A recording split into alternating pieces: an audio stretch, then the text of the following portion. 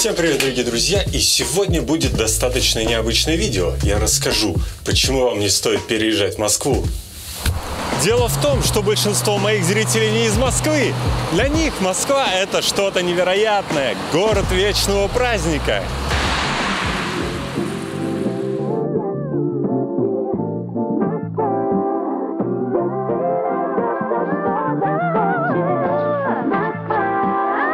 Ведь все, что они знают о Москве, они узнали от блогеров. А кто, как не блогеры, умеют показывать самое красивое. Но настоящая Москва, она другая. Ну давайте ради интереса посмотрим, как Москва выглядит у блогеров.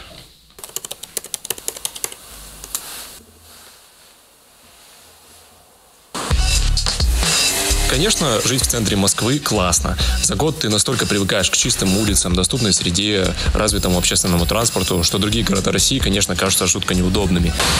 Да, кстати, дороги здесь моют, везде машины моют дороги. Да, это правда. Машины везде моют дороги. А ГУМ уже украсили к празднику. Он, как всегда, красив. Ну а Кремль стоит, куда ж ему деться? Но, как вы понимаете, это всего пара туристических мест, в которых москвичи бывают редко. А я вам хочу показать свою Москву. Это один из новых современных жилых комплексов на Третьем кольце. У меня прямо за спиной жилой комплекс «Царская площадь». Он так назван, потому что здесь раньше были царские псарни. Ну и, конечно, палатка, царская палатка. Эти дома вокруг меня, они даже не самые элитные, просто они новые. Однокомнатная квартира здесь стоит около 25 миллионов рублей. Но если говорить про трехкомнатную или четырехкомнатную, то это уже 40-50 миллионов рублей.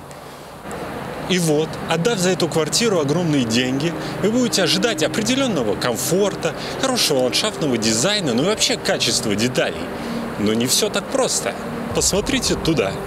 Плитка здесь оказалась совершенно отвратительного качества. Прямо здесь, буквально неделю назад, капитально навернулась местная жительница. Получается, что даже заплатив такие деньги, у вас нет никакой надежды на то, что все это будет сделано качественно. И это я еще говорю о жилом комплексе, практически в центре Москвы. Но они, конечно, быстро среагировали, и теперь тут проводятся ремонтные работы. Ладно, хрен с этой плиткой. А слышите этот шум?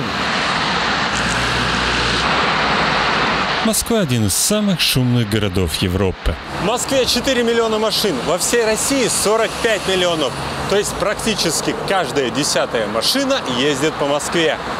И, естественно, под это дело в Москве расширяли улицы. У меня за спиной самая обычная московская 10-полосная дорога.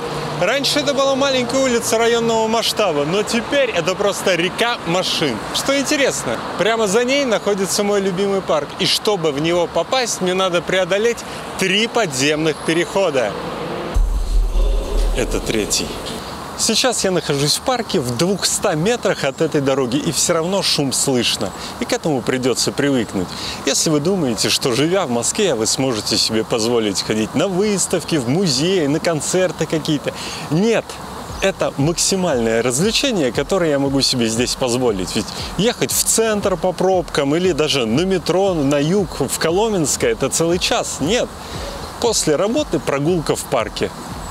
Резюмирую. Жилье в Москве дорогое и не всегда качественное. На дорогах пробки, общественный транспорт, хоть и хороший, но если вам не повезло с местом работы, вам придется на нем ехать очень и очень долго.